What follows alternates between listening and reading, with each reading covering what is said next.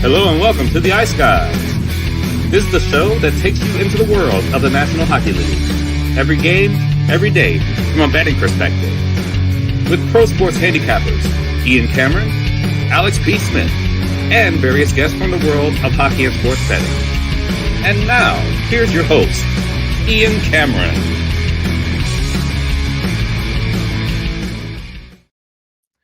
Welcome to the Ice Guys, Saturday, February 10th, as always, presented by Boston Hemp Inc. Ian Cameron. If you're wondering, where is Alex B. Smith? We got some bad news here. He is really having a under-the-weather situation right now as far as a sickness. Barely can get out of bed. When he does, he has nauseous bouts of nausea. It's brutally unfortunate, and he is as frustrated as can be because of all times for this to hit him, Super Bowl weekend, and our live Betcast tonight, which he's very much questionable now to participate in. So we shout out Alex. We hope you're feeling better soon, my friend. Just awful timing. That's really all you can say. So no Alex here on the Daily Show. He did send in his bets, at least for the early games. He'll probably send in the night card, if he can get around to doing it. He's in rough shape right now, but we wish him well. So it'll be me and, of course, Zach Urban back with us, our Saturday guest here on. No, there is a Betcast still. Betcast is still going on tonight. It'll still the show must go on, and Alex would want it that way. Very unfortunate. We hope Alex gets better soon. Zach, my friend, we have not seen you in a couple of weeks. Of course, we had no Saturday show last week due to the All-Star break. How have things been for you the last couple of weeks? Yeah, things have been good. Life's been good. No complaints over here. Missing a little bit of hockey last weekend, but glad we got her back this Saturday. Yeah, absolutely. I'm glad the real stuff's back for sure. There's no question about that. I was ready for the real thing to return. Obviously, after the All-Star weekend's not my thing. Over under 10 minutes that I watch from start to finish for skills and the All-Star game combined, and you might not be rushing to bet the over with that. So that pretty much tells you where I'm at as far as the All-Star festivities are concerned. Just briefly last night, we had a few games on the NHL card, 3 in fact. Shout out to Marc-Andre Fleury. Look, I was on the losing end of that because I took Pittsburgh. The over fell short as well, unfortunately, but he was very good. Give him credit. 34 shots faced. Pittsburgh really put on a push when they were trailing 3-2 last night against Minnesota, but they fall short, and Marc-Andre Fleury with it seemed like it was poetic almost to have that kind of performance, especially in the third period in his 1,000th game. They, of course, honored him before the game. The Wild get a nice 3-2 win last night. The New York Rangers pulled one through, even though it was not easy. Chicago continues to not make life easy on their opponent, but the Rangers found a way to survive. 4-3 overtime win. Mika Zibanejad scoring the game winner. And I think when you look at that game as well, team total over for me cashes. Alex liked the Rangers team total over as well. Had to sweat it out, but it eventually got there thanks to the Rangers overtime win 4-3 last night. And then in the third game, look, I have no regrets taking Anaheim. I mean, I thought the spot was good. The price was excellent. Plus 250, on Anaheim before puck drop. The bubble burst theory that Edmonton, when they have that 16-game losing streak snap. Put it this way, if you're in the dressing room, Zach, someone that's played, as you have, of a team that's won 16 in a row, and you have that streak snapped, would you personally find it difficult mentally to play that next game after you've just had a 16-game win streak snapped? Yeah, for sure. I definitely think that plays a factor. I was definitely leaning a little bit towards the Ducks yesterday as well. So Edmonton seems like they're finding ways to win. Kaner with the Hattie last night, so that was good for him. I'm sure he's been a little bit dry, I think, as of late, if I'm not mistaken. But yeah, it's wild. No doubt. I'm glad to see the streak get broken, to be 100% honest. Oh yeah, Mr. Flames fan here. Yeah, I'm sure he had to pop the champagne. I'm sure wherever he was after that loss to Vegas. Yeah, I might have been watching it and might have celebrated on that Vegas goal there late. So. Yeah, I think so. I think he got it. I think he got into a little celebrating there after that the game ended. A little too much partying and whooping it up over Edmonton's demise. But Edmonton's demise lasted one game because they did bounce back and they won last night. But yes, Jeffrey, great point. I did end up splitting up the Anaheim bet with the team total, which was a very wise decision on my part. In fact, when I sent out my NHL card to my subscribers at Dub Club, and again, I got to promote the Dub Club once in a while here on this show. It's all sports. It's NHL, NBA, college basketball. My NFL Super Bowl reports posted. dubclub.win/r/Bobano. The link is on my new Twitter account at Bobano Bets. It's the best bargain from a sports betting subscription you'll ever get, because the number of plays you get. I'm an extreme high volume bettor, as you know, and I very much tell you what units to bet that I'm betting personally on each bet. That's something I don't do on the Patreon card, but it is something we do with the because look, I basically put my entire NHL card on Patreon, but the subscribers that I have had long term with Dub Club and the personal email subscribers, a couple of them have gotten pissed off that I've done that, because Patreon is not the same subscription fee as the Dub Club subscribers, so I have to hold something back. That's why there's people that ask me, Ian, you never post your unit amounts of your NHL bets on Patreon. Well, I do that for the Dub Club personal subscribers in all sports for me, and I've got to hold something back because they're paying more than the Patreon subscribers do. So that's why, I run things that way. But still, you get everything through there. And definitely, like I said, that is worth mentioning, because Dub Club, it's only $75 a month for all sports with that. And by the way, getting back to this Edmonton game, we did have the team total with Anaheim. John Gibson got injured, by the way, in that game as well. Lukas Dostal had to take it over. Did a pretty solid job coming in cold. He hasn't played either since before the All-Star break, and made a couple of big saves. Ducks didn't really play great defensively in that third couple of those goals, and Edmonton survives and finds a way with a 5-3 win against Anaheim. Zach, you usually don't get to see much of the Friday card, but any thoughts? Yeah, I didn't really watch any of it. I just kind of box scored watch a bit, so had no idea really what went on. Just saw that Kaner got the hat trick for Edmonton, and then kind of hit the hay. You know what's funny is that was a newly put together line by the Edmonton Oilers and Chris Knobloch, with Evander Kane there and Corey Perry up on that line as well. And it looked like there was some instant chemistry developed between those two guys on that line. So keep an eye on that. Maybe that's something to watch for moving forward. That I think probably a good chance we see that line intact tonight when Edmonton is in action once again for the game against the LA Kings. And a reminder, before we get into this Saturday NHL card and break it all down, we do want to remind you that even with Alex's status probably more toward doubtful now for the Betcast tonight, it's still going to move on as scheduled. Tonight, Super Bowl weekend, Super Saturday, NHL Live Betcast, 6 p.m. Eastern time tonight. The Colorado-Florida game starts at 6 p.m. Eastern, 3 p.m. Pacific. That's why we're starting it an hour earlier than normal. We want to be on the air for that game. That's an outstanding game, Avalanche and Panthers. So 6 p.m. Eastern time tonight. Again, DM or email me for a spot on the Betcast, and we will send the link. I know a few people have already gotten in contact requesting the link for the Betcast here tonight. So we're looking forward to it. It's our first of 4 Betcasts here in the month of February. The other one that we announced yesterday that's public and free for all, just like this one is tonight, will be on Tuesday, February 27th. And check out the slate of games on that Tuesday, February 27th. It's incredible. Like there's one great game after another. There's Dallas, Colorado that night. There's Pittsburgh, Vancouver that night. It is an absolutely loaded schedule and a lot of quality games as well, Tuesday night, February 27th. So we're looking forward to that second public free-for-all Betcast as well here in the month of February. But again, tonight, 6 p.m. Eastern.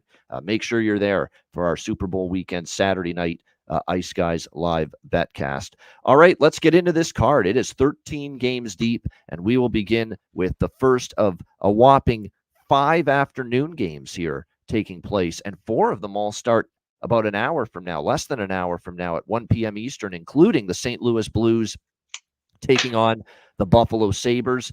Buffalo minus 165 home favorites, 6 the total here, shaded to the over in this game. Of course, for these two, and by the way, this is the first of the ABC Saturday hockey doubleheader. This is the first of the 2 games in that doubleheader. The other one, of course, is Washington-Boston. I believe Bobby Wischusen is doing the play-by-play for this game. One of the best, actually, if you ask me, for national hockey broadcasters. Bob Wischusen, he'll be calling this game. St. Louis entered the break playing pretty good hockey. They did drop the final game before the break, 1-0 to Columbus.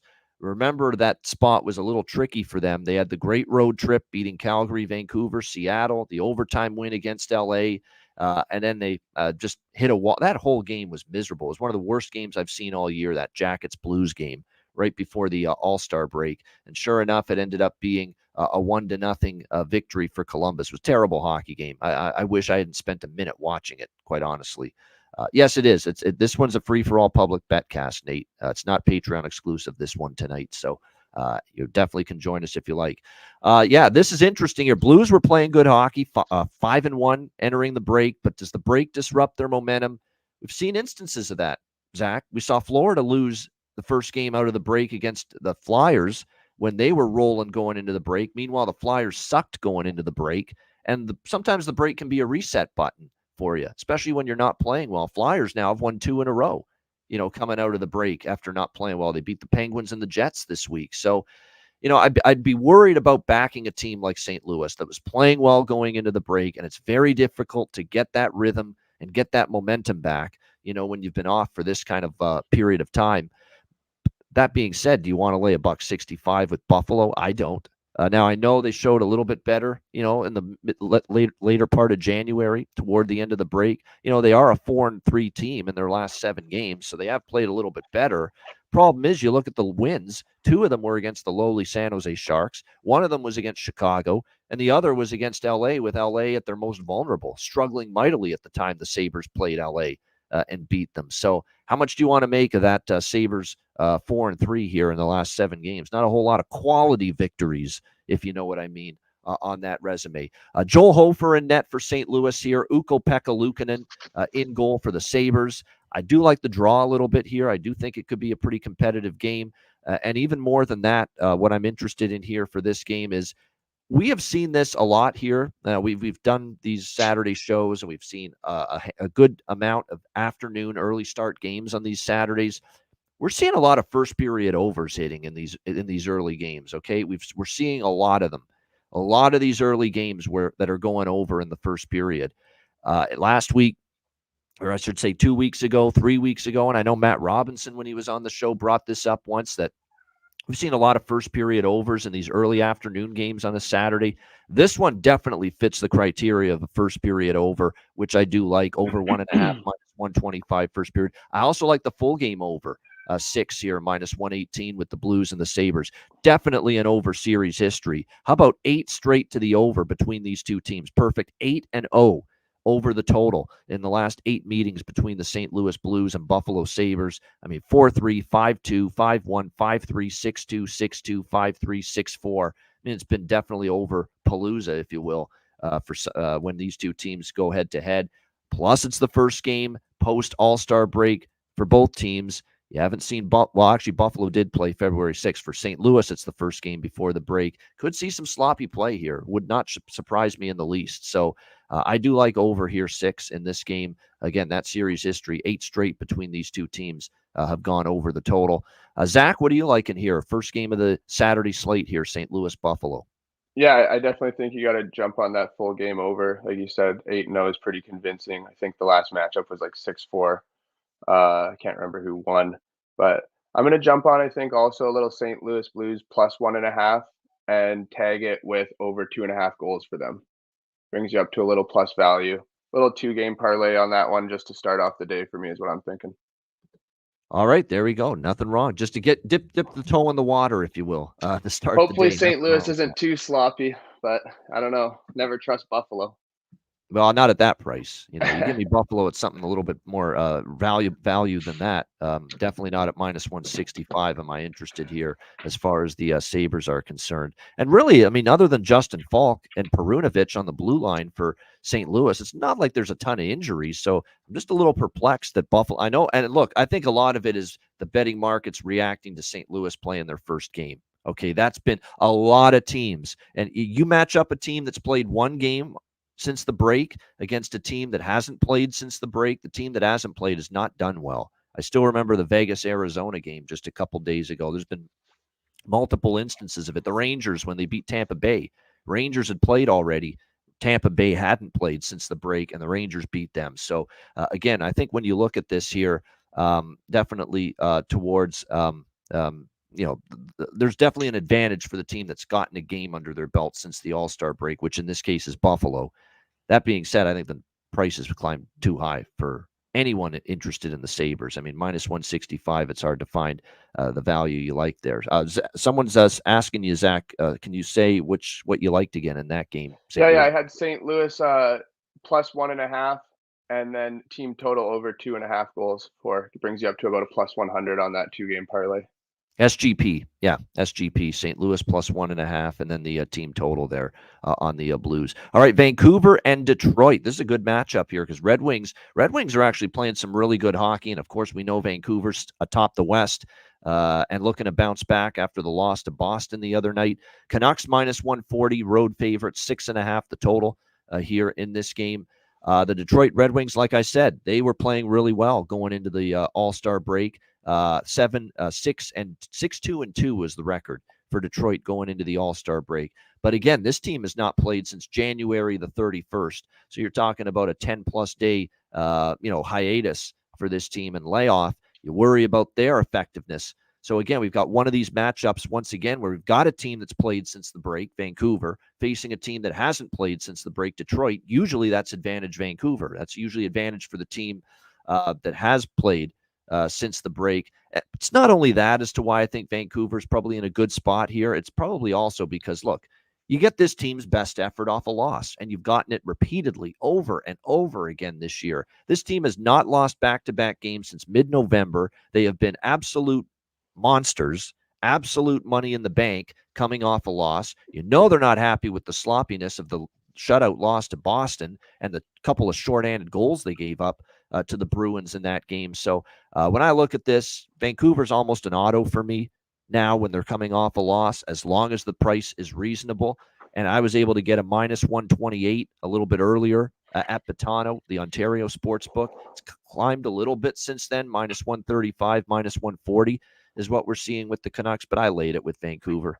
They're just too good off a loss. I expect a better response from them here in this game. This is another game where I think we could see goals early and often. So I did a little first period over, full game over split as well here with the Canucks and the Red Wings. And it is worth noting with these two teams, we have seen 2 straight overs with the Canucks and the Red Wings last year, the 2 meetings, 5-2 in Detroit, 6-1 in Vancouver, both of them going over the total. So first period, full game over, as well as Canucks money line for yours truly in this game. What do you think here, Zach, Canucks, Red Wings?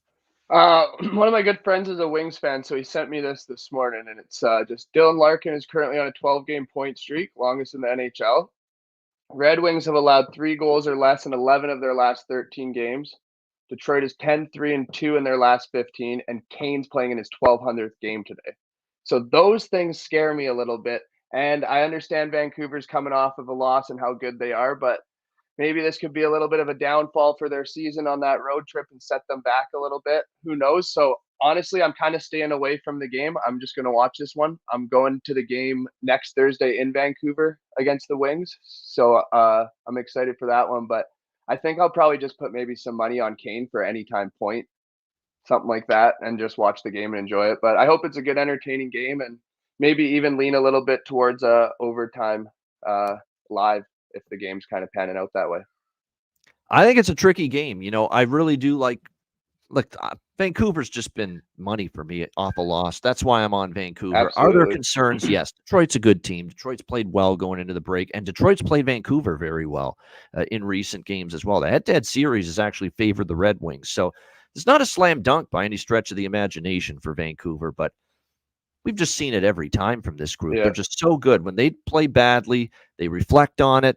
They realize where they went wrong. Must be doing something right. Yeah. Well, he's a good coach. And that's a sign of a very well-coached team, Zach, when you're consistently playing better and winning after a bad game, and you're responding the right way. Yeah, absolutely. That was definitely something I think the Canucks had a problem with in the past.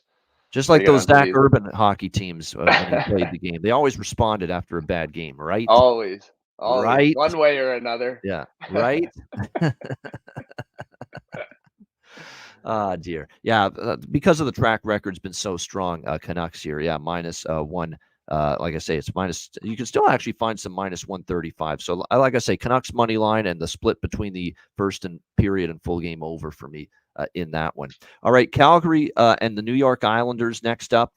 This is a really important game. Both teams on the outside looking in and trying to make a push as far as the playoffs are concerned. And right now, we've seen a lot of Calgary money come in. This is down now to even money right now. Flames and Islanders in this game. The total currently at 6 in this one, shaded to the over between these two teams. So we'll see how this one plays out. I think the reason for that, if I look at the screen here, is that we are going to see, we do see Jacob Markstrom in net. There's no major injuries on the for either team really right now. Semyon Varlamov's going to be in for the Islanders. That's got to be it, right? No Sorokin. And Semyon Varlamov's going to be in net instead here for the New York Islanders. I look at this situation here, and I cashed a ticket with the Islanders against Tampa Bay.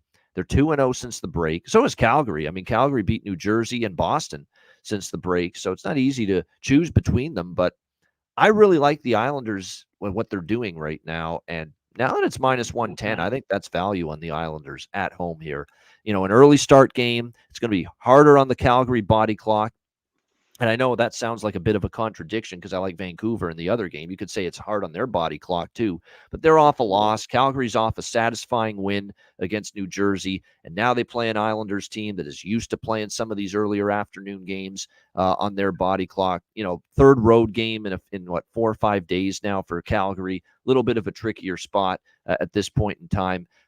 So I like the Islanders here now that it's down to minus 110. I do. Even with Varlamov and net, I like what I'm seeing from this group. I like that they're playing a little bit better defensively, but at the same time, they're starting to get their offense going. There are a couple props I like in this game as well. Zary, Sharon Govich for Calgary are up on the radar for me as far as goal props, and Zary's really starting to heat up again. Kuzmenko, he's been noticeable in each of his first 2 games with the Flames as well. And I'll throw one out there. It's not exactly bargain bin, obviously, with this guy, but he's on fire right now. And this is the best he's played all year for the Islanders. Matty Barzal, 3 goals in the last 4 games and 6 points in the last 4 games for the New York Islanders. So, Matt Barzal right here for the Islanders in this game. Got to take him, I think, in some form as far as props, goal prop, assist prop. He's absolutely feeling it, and it couldn't have come at a better time because the Islanders need wins, the Islanders need points, and if they're going to get their way back to wild card territory in the Eastern Conference, Matt Barzal has got to be a game breaker and a difference maker on a night in, night out basis, and lately he's been doing that here for this Islanders team. You got to wonder if maybe Patrick Waugh lit a fire under his butt because the hot streak for Barzal coincides with Waugh being behind the bench. So Patrick Waugh has clearly had a positive influence here on Matthew Barzal since he took over behind the bench. What do you think here, Zach? Flames, Islanders? Yeah, I think I'm going to ride with the Flames. They've been hot coming out of the All-Star break since that trade they made. That line seems to be playing all right. I actually haven't been able to watch them too much because I've been working both games that they've played, so I've just watched highlights. So I can't comment too much on how they've actually played. But Markstrom seems to be playing well as of late too. So I think I'm going to ride with the Flames in this one, and then probably jump on some player props. Still probably riding Kuzmenko as he's been goals back-to-back games. And then Kadri's been pretty hot, and Huberdeau seems to be picking it up a little bit too. So who knows? Maybe Flames will end up being one of those teams that ends up selling players but ends up winning games. So you've seen it before sometimes. But I hope, honestly, not. I hope they sell and they lose so we can get some better prospects and that kind of thing. But who knows what's going to happen? And I'm still on the side of getting rid of one of the goalies. So we'll see how that ends up. Definitely Markstrom is being talked about. No one wants Vladar. Let's be serious. I mean, yeah. People, the goalie people want are Jacob Markstrom. That's the one that's going to end up probably traded, if anybody. So, that's a showcase opportunity for him. I still think the Flames view themselves as sellers. They're trying to make of course, the players are still trying to make the playoffs. There's no question. Yeah. But I think they're thinking still we've got to rejig things because there's just so many contracts that are expiring right now, and the doubt that is there for Craig Conroy that he's going to be able to re-sign all these guys, Markstrom and Hanifin, and go on down the list. So that's why there's so many of these players being bandied about right now in trade rumors because, it's either you trade them now or you risk losing them for nothing. And that is not what Calgary can afford right now. So that's why it's a high probability we see some more moves here involving the Calgary Flames front office between now and the trade deadline coming up in a few weeks. I also lean to the first and full game overs here, but I don't like them as much as some of the other games here on this slate. All right, let's go to now this is the last of the very early afternoon games. This is the fourth and final 1 p.m. Eastern start time here, Dallas and Montreal. And if anyone has been watching hockey as long as I have, you know that the Super Bowl weekend tradition with the Montreal Canadiens is a Saturday and Sunday afternoon home game on Super Bowl weekend. They've been doing this for 30 plus years, for as long as I've been alive, basically, and probably longer than that. Montreal's had these back-to-back home games on Super Bowl weekend. And this is the first of them. They're hosting, I think, St. Louis tomorrow on Super Bowl Sunday. Speaking of that, by the way, we are going to talk the 2 Sunday games at the end of this show. There will be no Ice Guys show tomorrow, no live Ice Guys show tomorrow on Super Bowl Sunday. So Zach and I will break down St. Louis, Montreal, Vancouver, Washington at the end of this show. We'll be off tomorrow with no show. We figured, you know what, there's only 2 games. They're early games. We've got the Betcast tonight. Let's just take the day off. It's Super Bowl Sunday. I'm going to a Super Bowl party. Alex is, well, I think Alex did have plans with the illness that he's got right now. We'll have to see if he can go through with them still, but that's why we're going to talk the 2 Sunday games at the end of today's show. There'll be no show tomorrow. We'll be back on Monday as usual at 2 p.m. Eastern. So as far as this game goes, Dallas looking to bounce back after losing to the Toronto Maple Leafs their last game, 5-4. They beat Buffalo before that, but kind of got bailed out by a supreme goaltending effort from Jake Ottinger, in a night where the Dallas Stars gave up, 48 shots on goal to Buffalo in that game. So, they could have lost against Buffalo, got away with it. They did lose against Toronto, and they didn't play great again defensively. I mean, they're giving up a lot of shots. They're giving up a lot of danger looks. And Peter DeBoer is trying to address it with this team. And, it's just that they're not at playoff mode yet defensively. They just aren't, and that's concerning right now. Montreal, great performance from them coming out of the All-Star break in Washington. I thought they were a live dog that night, cashed a nice plus-price winner with Montreal that night in Washington. They got the job done 5-2 over the struggling Capitals. We'll see if they can keep it rolling here in this game, but we'll see. Not going to be as easy here against Dallas. And you got Ottinger in net, and you got Dallas off the loss to Toronto the other night. Looks like it'll be Sam Montembeault in net here for the Montreal Canadiens in this game. Not much of a surprise. He's been getting the majority of the starts from Marty St. Louis of late.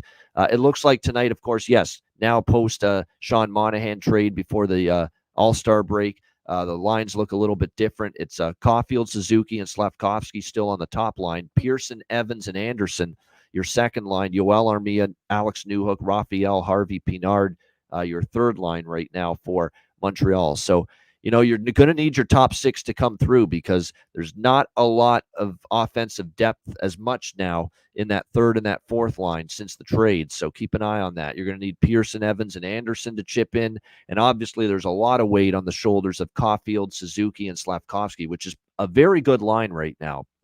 It's been a very dangerous line for Montreal. No question about that. But they're going to need the other 3 lines to contribute, and that's where there's a little bit of a drop-off right now for the Montreal Canadiens. Yes, I like the Montembeault saves prop too. I agree with that. It's a good look from Terry in our chat, Terry Ray Vegas. I agree with that. If I were to bet a saves prop, that would be one I'd be interested in. Slavkovsky, I've talked about in terms of the value with him playing with Caulfield and Suzuki, and he's really starting to percolate now. So there's some props I like there. Wyatt Johnston for me on the Dallas side as well as far as props go in this game.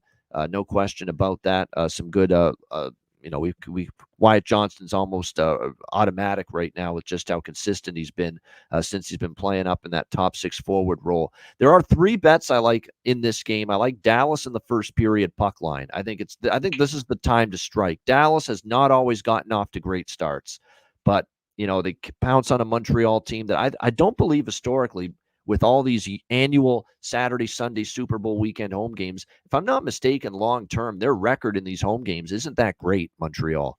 They've been kind of hit or miss. So I do like them early. Dallas -0.5, plus 143 at Caesars. That's a very good price for Dallas first period puck line in this game. Dallas first period over, -140. I like that as well. Probably go to the full game over as well, 6.5. Now, I am concerned about, is Montreal going to get enough offense from their bottom 6 forwards? But you look at series history with these teams, very over heavy. The last 3 meetings in a row here in Montreal. All 3 went over the total. All 3 were Dallas victories, 5-2, 4-3, and 4-3. So I like full game over, first period over, Dallas first period puck line. I'm also going to take Dallas team total here in this one. Dallas team total over 3.5, -118. I just think they respond here today after the Toronto game.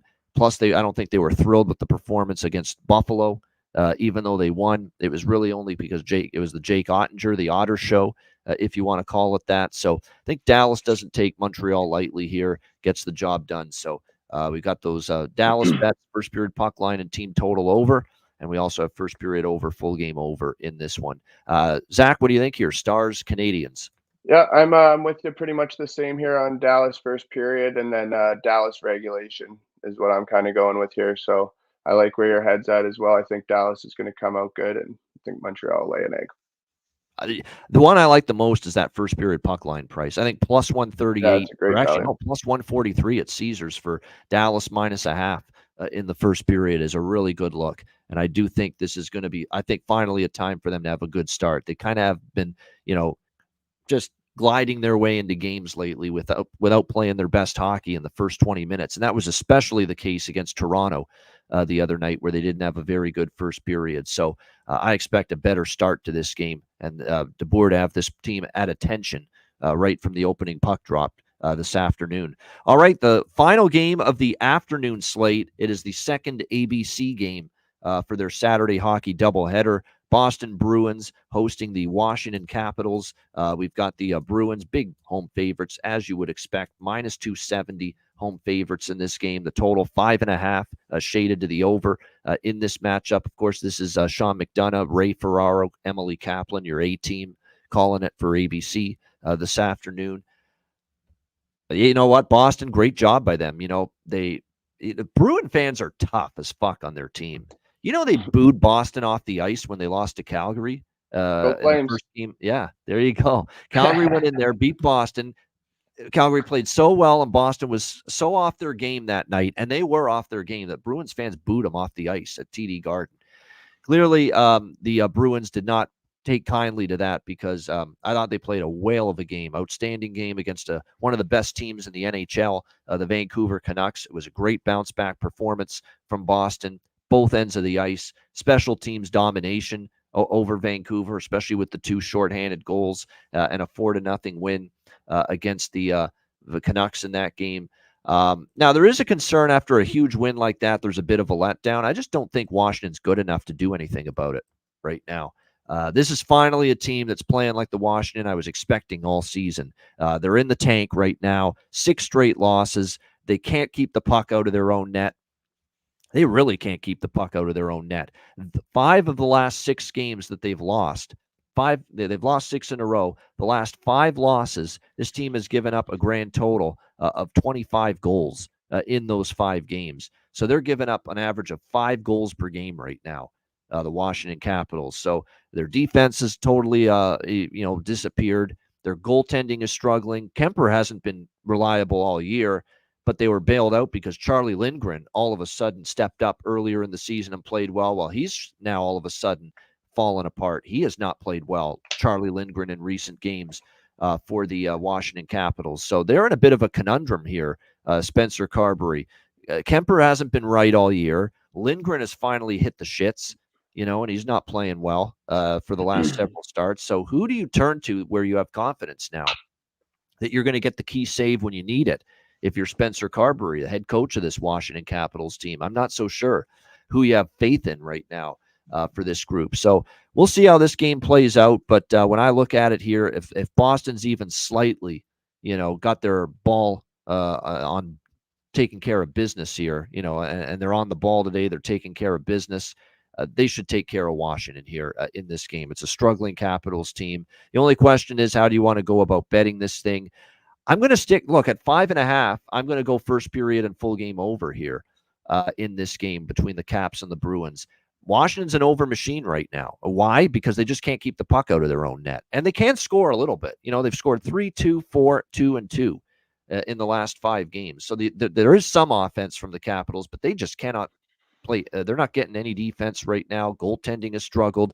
The penalty kill has struggled. They've given up a power play goal in 4 straight games. 5 power play goals allowed during that span. Boston's power play has been pretty good the last 10 games. That's not a matchup that favors Washington either. So first period over, full game over, and I'm going to go with and I don't bet many Bruins team totals, but I'm going to bet Bruins team total over 3.5 today in this game. I cashed a ticket with Florida team total over the other night against this Washington team. And until proven otherwise, till I see this D and goaltending combination step up and play better, I think betting the opponent team total over when in Washington Capitals games is the way to go right now. And it's a nice cheap over 3.5 right now, minus 115 at Pinnacle for the Boston Bruins team total over in this game. So Bruins team total over 3.5 plus the first period full game over split for me in this one. Zach, what do you think? Capitals, Bruins? Yeah, I'm going to jump on the Bruins first period. Bet365's got that at plus 125. And then the total of the game over as well. So those are the 2 plays that I got in this game. And then probably jump on a little player props as well. Haven't really checked them out today, but I always like betting those top guys on Boston against games like this against Washington. I mean, is there a day that you put people put pasta anytime goal in the chat, and we'll say, yeah, that's a really bad bet. That's really got no shot. Obviously it does. It's the only thing I would quibble about is that you don't get the value. I'm looking for my bargain in value on some of those, and you never get that anymore with Pasternak. Who does have value, and even though I like Boston to get to 4 goals, in this game, on the Washington side, it might be time to start buying in on Alex Ovechkin right now because he's starting to heat up. He scored again against Florida the other night. He's starting to percolate a little bit at the offensive end. We know this hasn't been the offensive season he was hoping for, but slowly but surely, the Great 8 is warming to the task here a little bit for Washington. Scored against Florida, scored against Montreal, scored against Dallas. That's 3 consecutive games with a goal. And look, if he continues to put the puck in the net, the price for his goal prop is only going to get worse. We can still get over plus 200, at a lot of sports books right now. Plus 200 at Bet Rivers, plus 210 at FanDuel. There's still some really good prices out there for Ovi shots on, or for Ovi goal prop. I mean, plus 200, plus 210. Definitely, I think, now's the time to maybe get in on that because he's finally starting to get his confidence back a little bit. This is the first time all year I think he's probably scored goals in 3 straight games coming into this one. On the Boston side, DeBrusk is worth a look. I agree. Pavel Zacha, this guy's streaky, but he's starting to streak again with 4, 5, 6 points in the last 4 games and back-to-back games with a goal since the All-Star break against Calgary and Vancouver. And that's significant. When you're looking at hot streaks right now for player prop betting, you want the players that have been getting it done since the break, not before the break. To be honest with you, I throw all the pre-All-Star break stats in the garbage dump as far as I'm concerned. What you want to see is how are these players playing in the short term since they got back from the All-Star break. And here's Pavel Zacha for Boston, who has scored in back-to-back games for the Bruins since the All-Star break. So that's what you want to see. Are these players performing and producing since the break? Because we've just like the All-Star break can disrupt rhythm and momentum for teams, it can absolutely disrupt rhythm and momentum for players as well. So there's no question. And Zacha, obviously, the All-Star break was a good thing for him because he's starting to heat up offensively. I like that prop as well for the Bruins here in this one. All right, our Betcast, our Saturday night Super Bowl weekend live Betcast begins at this time tonight with this game, 6 p.m. Eastern time. It's a hell of a game, too. Colorado and Florida. We've got the Panthers minus 130, home favorites, 6.5 the total here in this game. There's no bueno for me with Colorado on the road at the moment. I can't do it. They're not playing good hockey away from home. They've lost 4 of their last 5 road games. The only win they've had on the road during that stretch was at Philly when the Flyers were reeling. And other than that, they lose to Boston. They've dropped 3 in a row on the road since the break this week to the Rangers, Devils, and Hurricanes. Just not seeing the kind of performance I want in a team that I'm comfortable backing on the road. That being said, Florida is a team I've backed a lot lately. For anyone that's been watching this show all season, and especially the last few weeks, I cashed a team total over with Florida in their 4-2 win against Washington the other night. But I don't want to back Florida here. And for one reason, I don't trust Colorado, but I'm not rushing to back Florida either. And the reason for that is very simple. Florida went into Colorado not too long ago and just absolutely just completely and utterly annihilated Colorado in Denver at Ball Arena, which just does not happen to them very often. Florida went in there. I think they were up 3-0 in the blink of an eye in the first period of that game. And they never looked back from that point on, and they ended up winning 8-4 against the Avs in Denver. That game was about exactly a month ago, January the 6th. And it's definitely, you would think in theory, this is a spot that's kind of circled for Colorado. Are they good enough on the road to step up and get it, though? You know, all the motivation in the world and avenging that defeat, and it should be there, but this team has not played anywhere close to the level we see from them, obviously, at home. We got another Russian battle in net, of course. Alexander Georgiev for Colorado, Sergei Bobrovsky for Florida here in this game. Now, it is worth noting, I believe Prosvetov started that game for Colorado when they got beaten like a drum by Florida 8-4 in that game. Yeah, it was Prosvetov started that game, got absolutely lit up. Georgiev had to come in. To be honest, Georgiev wasn't that much better. He gave up 3 goals on just 15 shots after entering that game against the Panthers. So, like I said, the revenge factor is enough to keep me off Florida, but I don't trust Colorado enough on the road. So this is a pass for me. I maybe sprinkle on the drop potentially. This is another one where when you look at the Colorado side right now, there's not a team I'm looking to bet under the total. So I will grab a little over 6.5 here in this game. First period over is a little too pricey for me with this particular game. I'm going to wait to see if I can get a better price with the first period over, maybe during our Betcast. This is one where we got the Betcast. We'll be on at the start of this game. We can bet something live with a first period over. We don't have to lay a shit price right now pregame here on this show. You can wait for the Betcast, try to get something better. What do you think here, Zach? It's a great matchup. It's starting our Betcast off tonight, Colorado, Florida. Yeah, I'm probably going to wait a little bit to pick a side for sure. Probably look at some more player props. Like if Florida has a power play, you probably should bet Sam Reinhart scoring a goal. So he's been on fire on the power play, scoring a goal all year. So I'm going to jump on him for a power play point, and then I'll probably look at just the total over in the game. I'm excited to watch this one and see what the matchup's like after that last game. I remember last game I did bet on Colorado, and I remember they just got spanked. So I'm staying away from picking a side in this one to start. All right, there we go. Nothing wrong with that. And like I said, it's a great game. There's no question about that. It's a great one. Sprinkle on the draw and a little over 6.5 for me in this game. And then we'll wait for some live opportunities during the Betcast here with this one. All right, next up, we go to the Battle of Ontario. The Toronto Maple Leafs and the Ottawa Senators squaring off once again. This used to be just such a great rivalry 20 years ago when both teams were excellent at the same time. You know, the Matt Sundin days and the Daniel Alfredson days and playing in the playoffs every year. There were just some great battles with the Leafs and the Sens back in the day. It's kind of cooled off because, look, Ottawa's just not very good right now.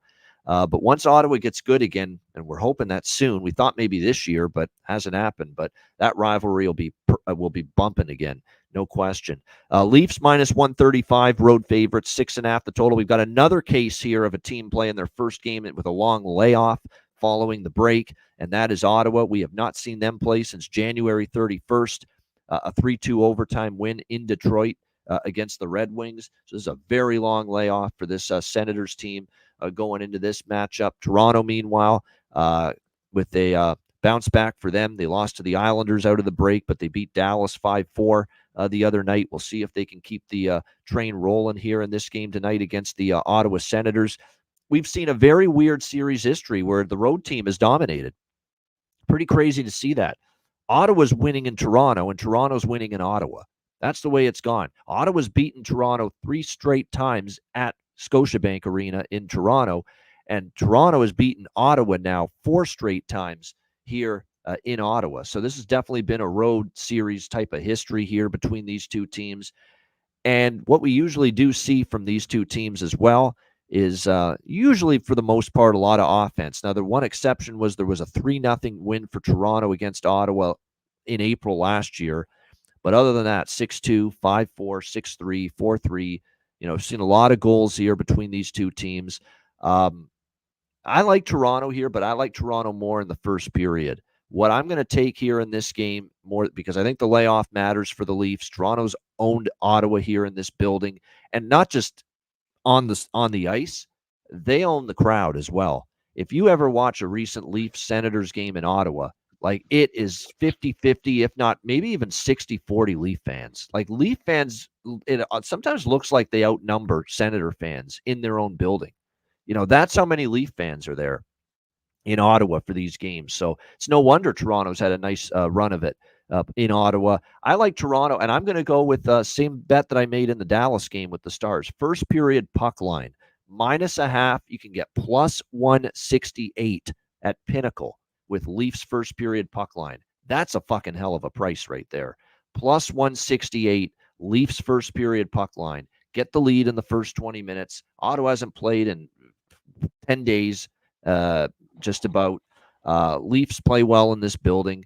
And Leafs actually lost the most recent game against Ottawa in Toronto. They lost 4-2. So I like that angle. Jump on the Sens early, get the lead. I think they can do that.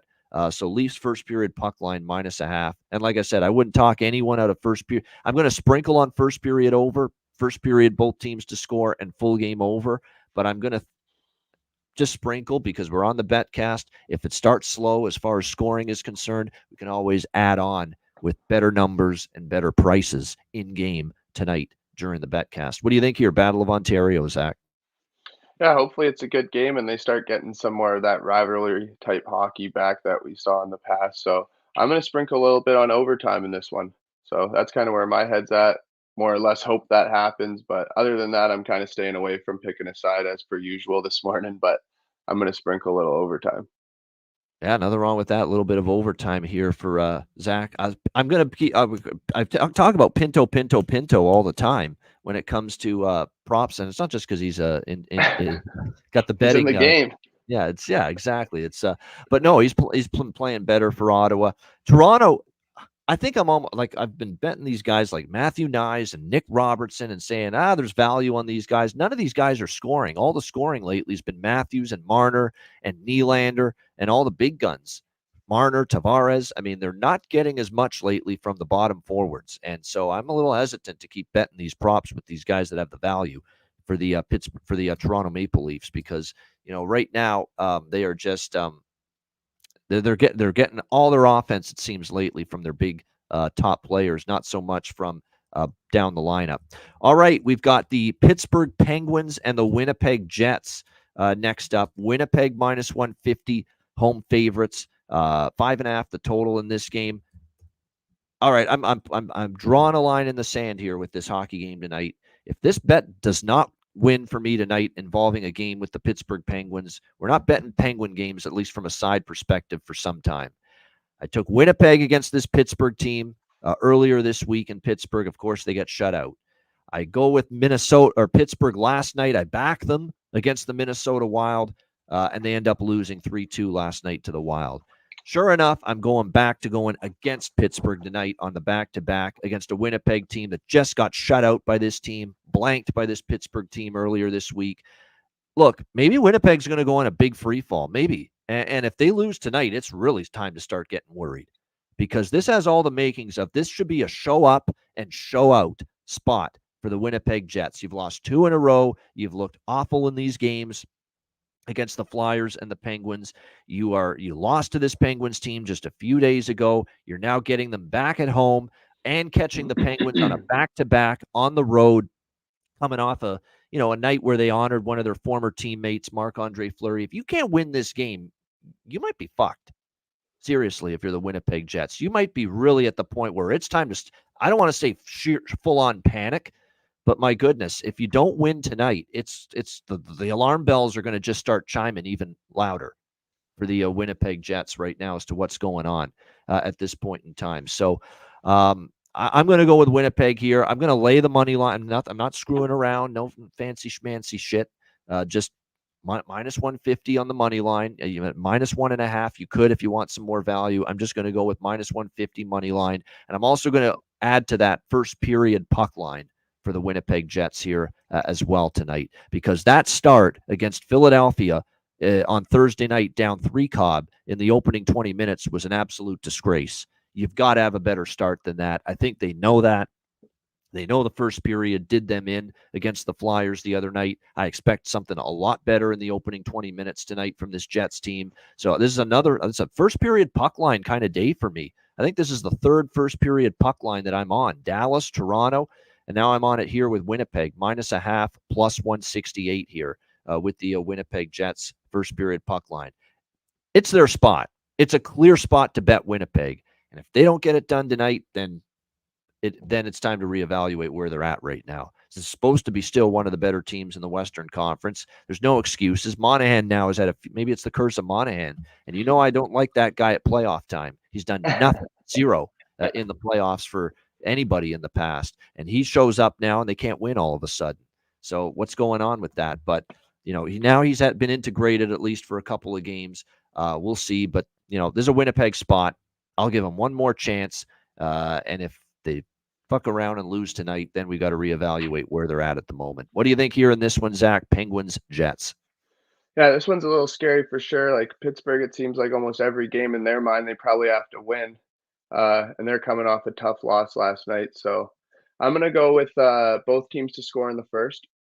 I kind of like that play here. I'm with you on. I'm hoping that the Jets come out flying because that was embarrassing against the Flyers. So hopefully that happens, but both teams to score in the first. And then I'm going to sprinkle a little bit on the overtime again in this one. I think it's going to be a close battled game, and that's where my head's at in it. So I think a little bit of overtime, and might catch something live if the overtime bet's dead. But other than that, that's what I'm riding with.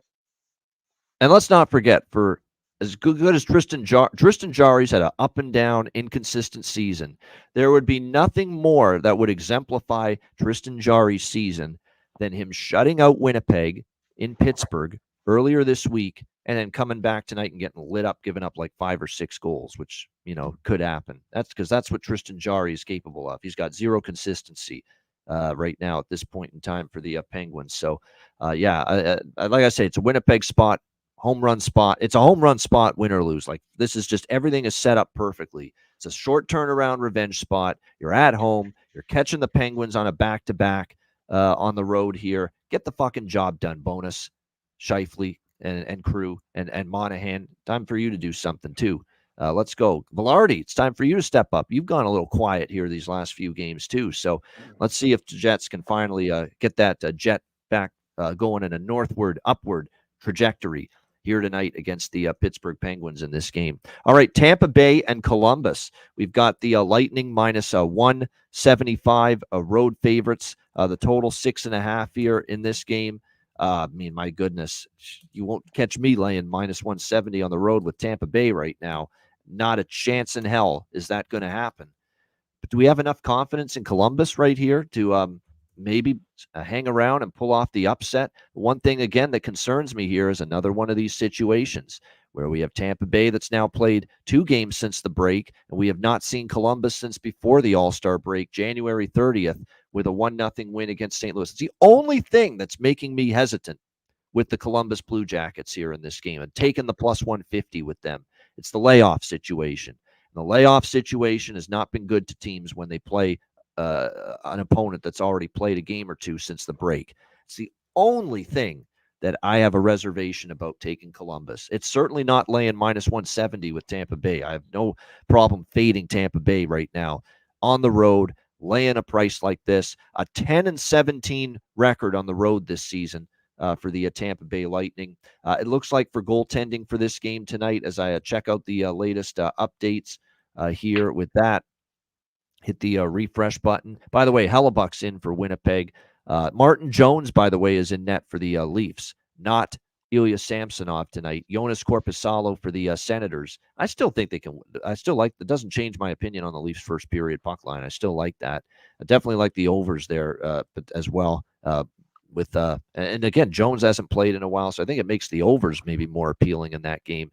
Vasilevsky and Merzlikins is confirmed to be your goaltenders here with this Lightning and Blue Jackets game. We'll see how it transpires between these two teams, but definitely Vasilevsky is certainly the better option than Johansson. We saw that clearly. Johansson had a brutal night against the Islanders, but and Merzlikins is one of these guys that's very motivated right now. He's maybe going to get dealt.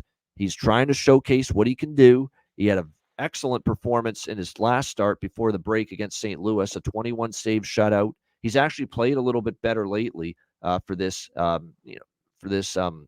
Columbus Blue Jackets team. So we'll see how it goes. I badly want to take Columbus. I really, really do at this price because Tampa Bay on the road at this number, I don't trust them one bit. They're 7 below 500 on the road. I can't lay minus 170 with them here. Now, I know they're finally facing a weaker team. They did face a little bit of a tougher schedule here. I get it. Rangers and Islanders coming out of the break on a back-to-back.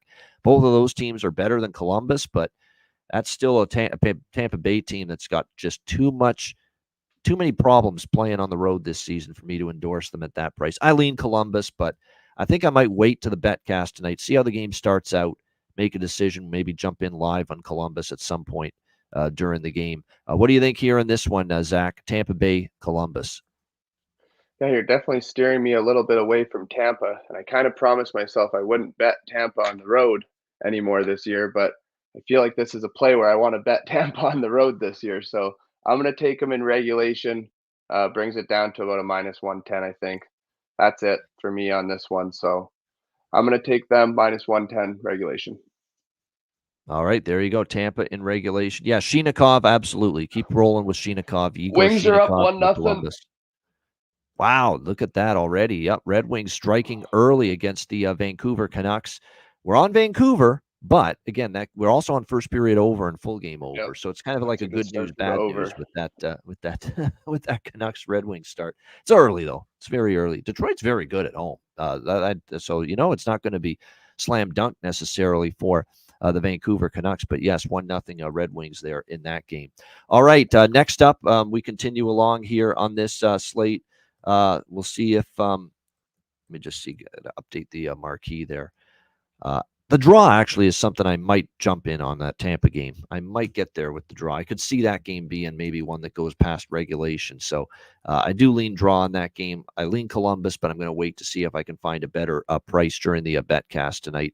All right, New Jersey Devils and Carolina Hurricanes. We've got Carolina minus 160 home favorites in this game. The total currently sitting at, it looks like 6.5, shaded to the over. This is a really good matchup here tonight, obviously, on this Saturday card. Bounce back spot. Well, they hope it'll be a bounce back spot for the Devils, losing 5-3 to Calgary, which followed a very good win at home against Colorado prior to that. But we'll see how they fare here in this game. I would be shocked if we see Vitek Vanacek in net again after the disaster he had against Calgary the other night.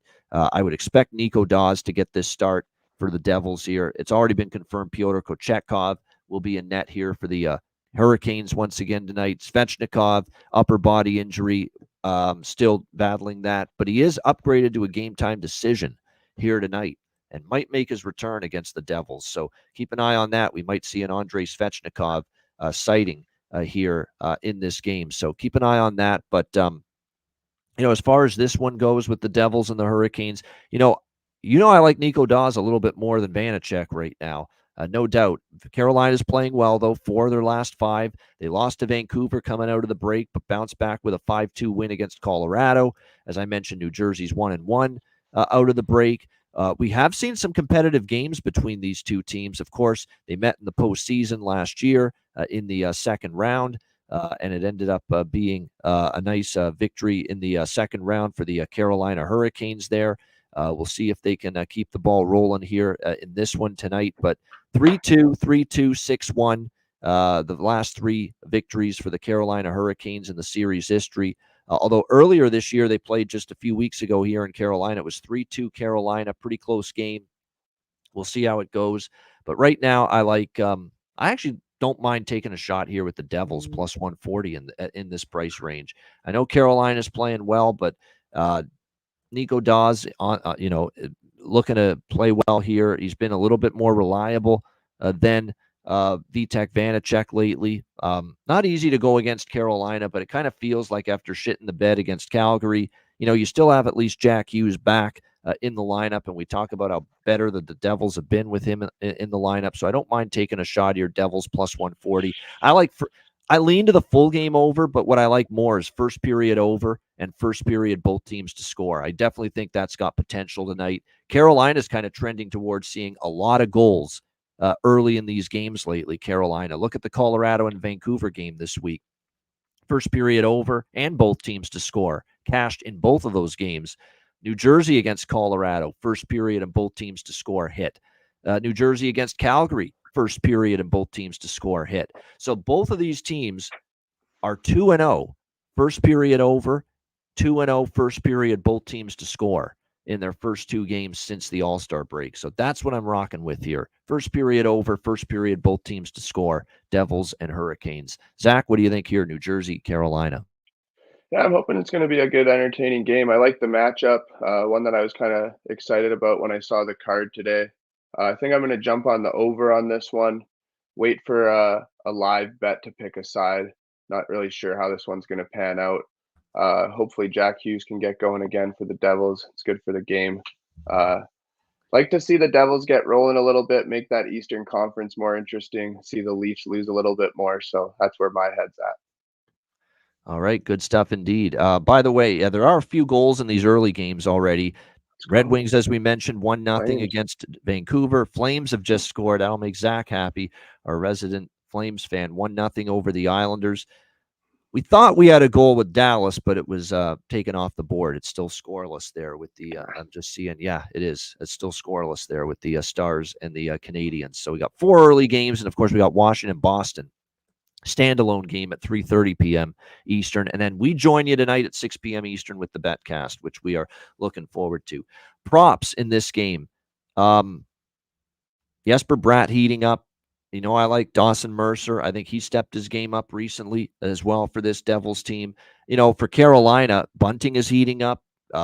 Marty Nate just can't be stopped right now, so it's hard to talk anyone out of betting his props at the moment. But those are two that definitely stand out right now for the Hurricanes. All right, we've got just 3 games left. Next one up, Seattle and Philadelphia. Pretty much even money here. Actually, Flyers a slight home favorite, minus 115 here in this game. Total sitting at, let me see what it's at right now. 5.5 shaded to the over in this game. This is definitely a draw that I like. I think it makes sense. You got an East versus West matchup here. Neither team's going to give 2 shits that the other team gets a point in this game, and it's got that feel to it of a pretty competitive matchup. Again, we've got a situation. I would be on Seattle here if they weren't on the layoff, but unfortunately, it's their first game following the break. They've not played since January 30th. Philadelphia Philadelphia, I'm a little hesitant. It's not just that I don't want to back Seattle off the layoff, but I'm also respecting Philadelphia, who were struggling badly going into the break, but have since turned it around. 2 games since the break, using that break as a reset button. They beat Florida and Winnipeg. So credit to the Philadelphia Flyers here in the last 2 games. But we'll see how it goes for them if they can make it 3 in a row. That's the kind of momentum I don't want to go against. Cal Peterson in net, though, for the Flyers. They're giving him a start, the former LA King netminder, who, by the way, in his 3 NHL appearances this year, he's only appeared in 3 games. 3.38 goals against average, 889 save percentage. So not the greatest of numbers necessarily for Cal Peterson, the former LA King. He will get the start in net for Philly. Not confirmed yet for Seattle, but Joey Decord is expected, at least as of now, to be the netminder for Seattle. Nothing pregame for me other than the draw. That's about it here for me. What do you think, Zach? Seattle, Philadelphia. Yeah, I'm going to jump on Seattle's side on this one. No rhyme or reason, honestly. Not a Flyers fan, but just going to pick a side on this one and going with the Kraken. Hopefully they can start getting some wins together. And I always like when teams are all heating up. when the end of the season's starting to come. So it makes things interesting. Yeah, and I like, too, we just saw overtime with these two teams when they played in the Emerald City back in December. It was a 2-1 overtime win for the Kraken. So I think the draw, just the way these two teams match up, it's probably going to be something like 2-2, maybe 3-3. Oh, you don't like to jump on the 2-2. under then? First of all, it's 5.5, and second of all, I'm not fully trusting of Cal Peterson right now for Philadelphia. Yeah, for sure. So that would worry me a little bit about this under. I think stylistically it's going to be a low-scoring game, but with Peterson and net and a 5.5, no thank you on the under. Just the draw for me here with Kraken and Flyers. Hoping we get another overtime game with these two teams like we saw in Seattle earlier this season. All right, next up we've got Arizona and Nashville. Predators minus 140, home favorites in this matchup against the Coyotes. The total sitting at 6, shaded to the under in this game.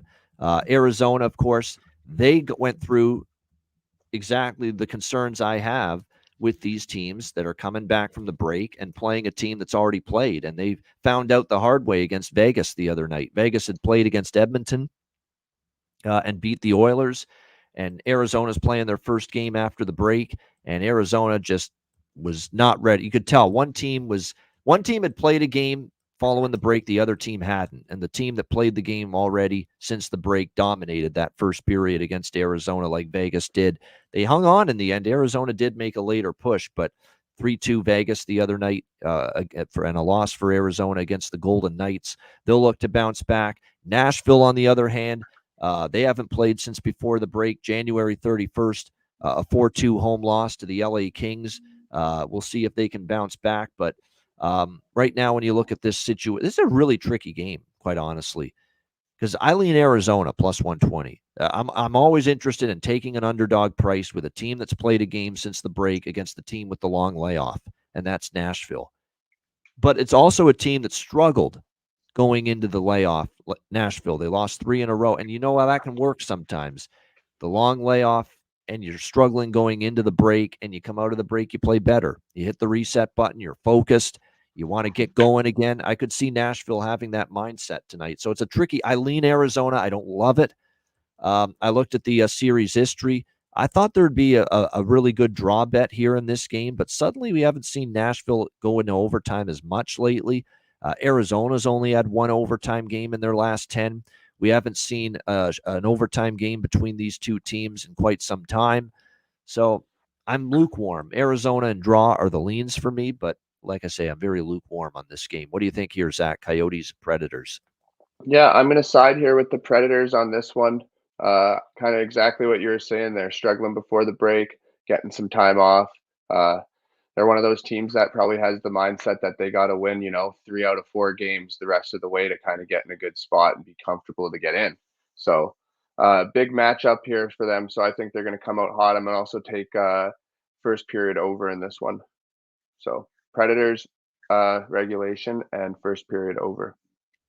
All right, Predators in regulation and first period over here with Arizona and Nashville for Zach Urban with the Predators and the Coyotes. Now that I think of it, let me see with the first period over numbers. Have we seen a lot? Well, I think in Nashville we've seen more goals with these two teams. I think the games in Nashville as opposed to the games in Arizona. Yeah, that last one was 7-5. A lot of energy in Nashville. Yeah, a lot of energy. Yeah, 7-5 it was for Arizona in Nashville back in November. And then they played in Arizona just a few weeks ago, and it was 3-2. And the Coyotes have won 3 straight against the Predators as well. So we'll see. I want to see who's in net, too, because right now it's projected to be Ingram. It is Ingram confirmed, and Ingram always wants to play well against Nashville. That's another thing to factor in. He used to be with the Predators. UC Saros is expected, but it has not been confirmed whether he is in net at the moment for the Predators. You would expect that, though, first game coming out of the break. All right, final game of this Saturday slate, and this will be the game that wraps up our live Ice Guys Betcast tonight. So we're looking forward to this game, and it's a pretty good one. Edmonton Oilers, the Los Angeles Kings. Edmonton, of course, 17-1 now in their last 18 games, and now they take on the LA Kings, who are playing their first game since the All-Star break. Oilers minus 120, road favorites, 6 the total. again, advantage Edmonton, right? 2 games since the break against Vegas and Anaheim. LA hasn't played since before the All-Star break. Suck at home. Normally, you would think, and they're a team that's in much better form, obviously. You would think, right, got to bet Edmonton here in this game. That would be your first inclination, in most instances. But it's not your average situation. This is definitely a great Betcast game because I don't love anything pregame. I don't. Edmonton got the win last night. It was a good spot to fade them still. And I did cash the team total on Anaheim, even though the money line fell short. But it is back-to-back on the road now, although this is a very doable, digestible back-to-back because Anaheim to LA, and you don't have to there's no air travel. You're staying in the same hotel. It's just basically a bus ride down the freeway. That's about it for these 2 teams, right? Or for Edmonton, for any team when they do the LA-Anaheim back-to-back. But I'm not going to go against the team that's coming off a coaching change. I'm just not going to do it. Even with the long layoff with the LA Kings, we are talking about a coaching change. We are talking about the debut of Jim Hiller behind the bench as the new head coach for and he's not just the interim coach. He is the head coach for the rest of the season. Rob Blake already made the announcement that, Jim Hiller's the guy. They're not going for Craig Berube. They're not bringing in anyone else from outside. Jim Hiller for the rest of this season is going to be the head coach for the LA Kings, taking over after the dismissal of Todd McClellan. And Jim Hiller has been around the block. He's been an assistant multiple places. He was on Mike Babcock's coaching staff in Toronto years ago with the Leafs. Mike Babcock hired him as an assistant. The New York Islanders hired Jim Hiller as an assistant under Barry Trotz. And then all of a sudden, 1 month after the Islanders fired Barry Trotz and replaced him with Lambert, Hiller got removed because Lambert didn't want him on his assistant staff. So it was a brief stay with the Islanders. And then since the beginning of last season, Hiller had been on Todd McClellan's staff with the LA Kings. So this guy is experienced as an assistant, but now he's the head coach. We'll see how it goes. But you know how these teams react. Usually first game after a coaching change, you get their attention. They play a better game. Wouldn't shock me to see that from the LA Kings here tonight in this game. I kind of like what John's saying in the chat, the first period, both teams to score. I think you could definitely see that here in this game. I don't know if I want to take LA pregame at just plus 105 against a team that's won 17 of their last 18 hockey games. That's not very easy to go against that. But I think when you look at this matchup here, it's Kings or pass for me. The layoff's concerning, but I think the back-to-back for Edmonton cancels it out. LA losing to Edmonton the last 2 years in the playoffs cancels it out. LA is going to want to beat this team so fucking badly because they've ended their season 2 years in a row in the first round and the coaching change. You would think, I shouldn't say we know the Kings are going to bring it. You would think they're going to bring it tonight. Coaching change, the opponent who has ended their season 2 years in a row. I'm not going against that, even with the layoff. LA or pass for me. I'm going to see how this game starts on the Betcast and go from there. I think first period, both teams to score is worth a look too.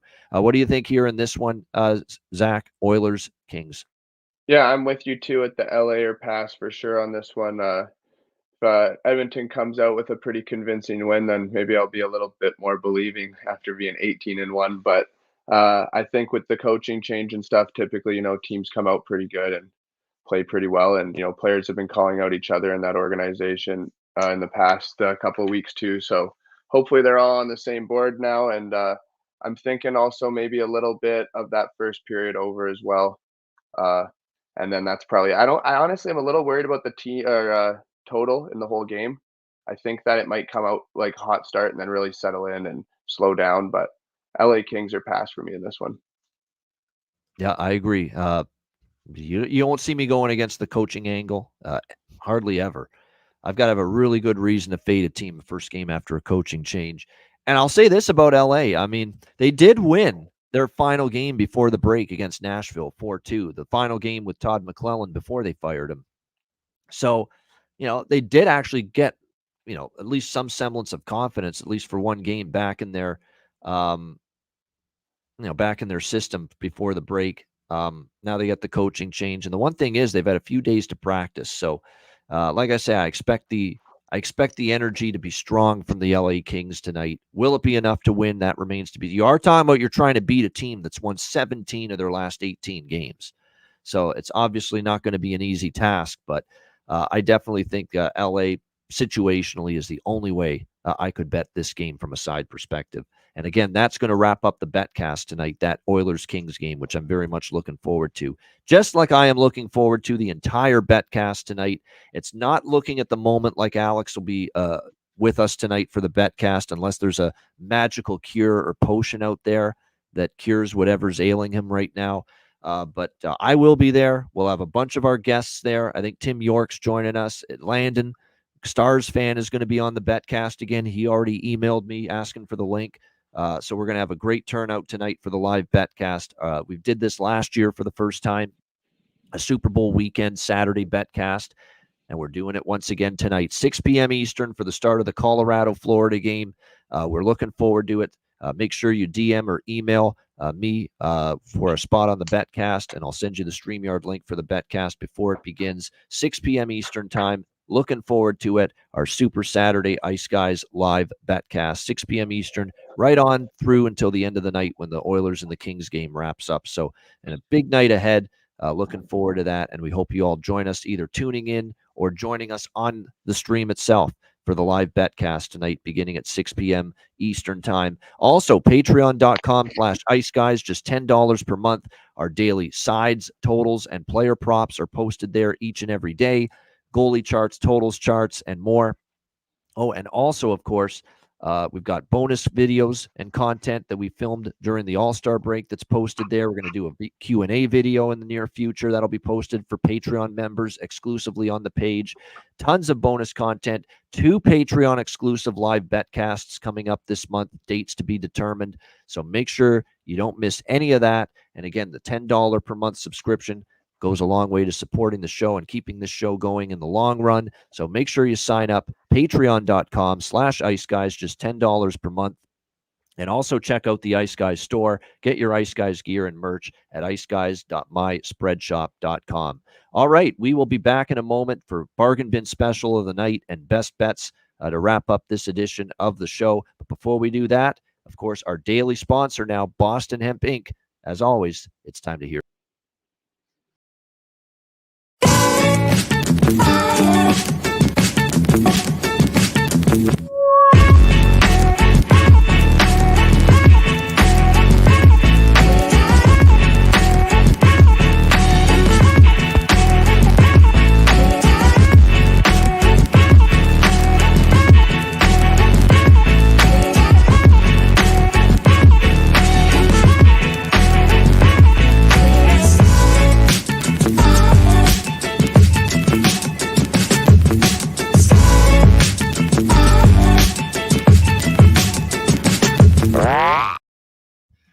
There it is, Boston Hemp Inc. Make sure you check them out, our daily sponsor here of the Ice Guys show. And again, there's a promo code that you can use when you order any products on that website. Make sure you do that. All the quality products from Boston Hemp Inc., gummies, CBD products, you name it. You can find it on the site. Use promo code Ice Guys. Promo code Ice Guys to save 20% off all orders over at BostonHempInc.com. All right, it is time for Bargain Bin Special of the night. Huge Saturday card, lots to choose from. Zach, have you found anything of your liking in the bargain bin? Yeah, I am going with Sean Monahan, anytime goal, plus 320 for the Jets. Coming out party at home tonight for him, or today. So hoping for a hit on that. There it is, Sean Monahan. Time to rise up and get the job done. Plus, and it's a good price, plus 345 at Patano for him to find the back of the net. So Sean Monahan to finally get his first goal with the Winnipeg Jets, plus 345 for Zach Urban, his bargain bin special of the night for this Saturday slate. My bargain bin special of the night, there's a couple candidates here that I have in mind for this slate, a couple of pretty decent choices. Let me see what I can find it. Let me see if this there's a player I mentioned. No, it's not quite at that level, but let me see here. There's one that I've definitely wanted to maybe take a look at and make that bargain bin capable right now. He's been heating up lately. Let me see. Yeah, oh yeah, he is definitely. Jordan Martinook, Carolina Hurricanes, plus 440. There you go. I think, look, he's scored in multiple games the last 5 or 6 games.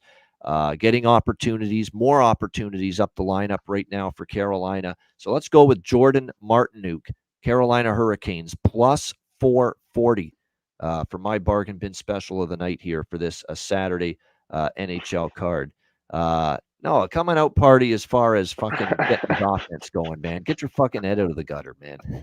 Come on, you knuckleheads. Let's go. Start using our minds here, or brains. We're talking about him coming out party as far as his offense, getting it going there. That's what we're talking about. All right, best bets here is what we're talking about now for this Saturday NHL card. All right, Zach, what do you like here for best bet? Yeah, I'm going to go with Boston Bruins first period money line there is my best bet of the day. What was that again?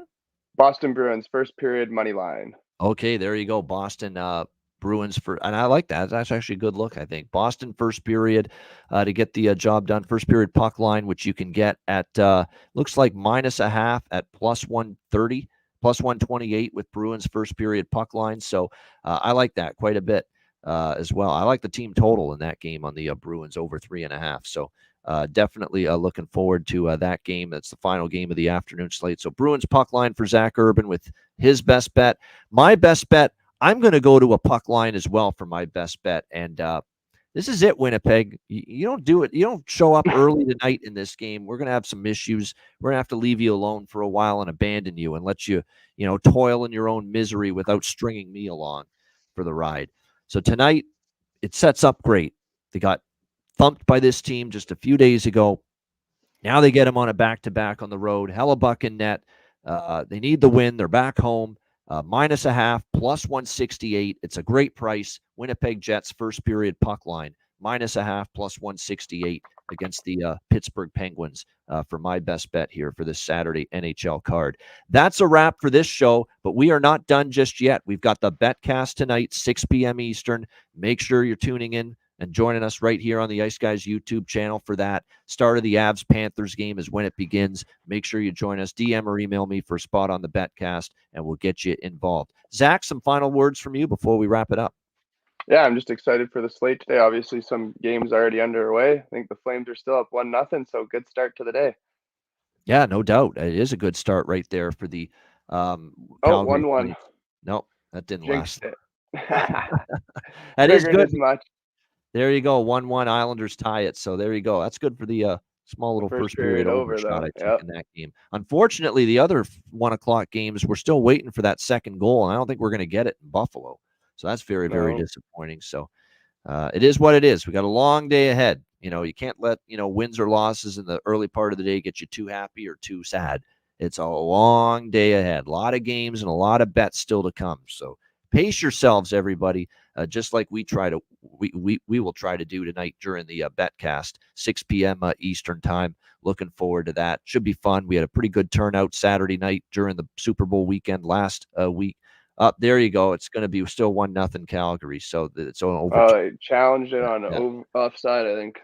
Yeah, looks like it's probably going to come back. So looks like it's still going to be 1-0 Calgary in that game. But nevertheless, great Saturday ahead. Lots of games. Betcast tonight. Make sure you join us for that. A reminder, the Ice Guys is live 7 days a week, Monday to Friday, 2 p.m. Eastern, Saturday and Sunday, noon Eastern. Oh, sorry, yet tomorrow's games. Shit. That's right. We don't have lines, I don't think, for them yet. So we'll do them both right now. It's a great point. We got to do the St. Louis, Montreal, Vancouver, Washington.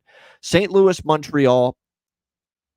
Depends on what happens today. I mean, if St. Louis somehow lost to Buffalo, I think I'd like them to more. I lean St. Louis anyway. Montreal hasn't always been great in these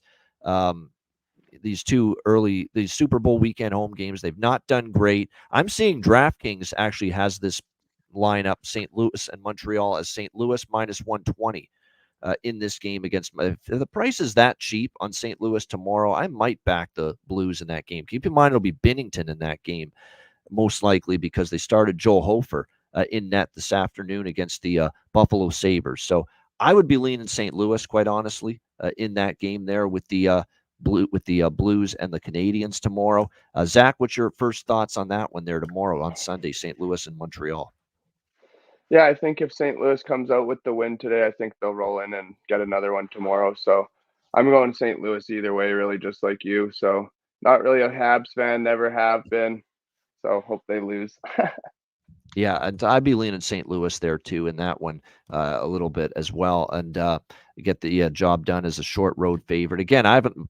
It doesn't mean for sure I'll be locking in the Blues, but it certainly means I'd be leaning in that direction. I'd want to, regardless of what happens. Now they're trailing Detroit 1-0 right now. If they lose again today, it might be for me really get involved quite a bit with Vancouver tomorrow in Washington against the reeling Washington Capitals. The Canucks are minus 155 road favorites at DraftKings in that game, 6 the total. I'll probably be on Vancouver team total either way because I've been on these team total overs, fading Washington lately. Washington's just given up 4 goals.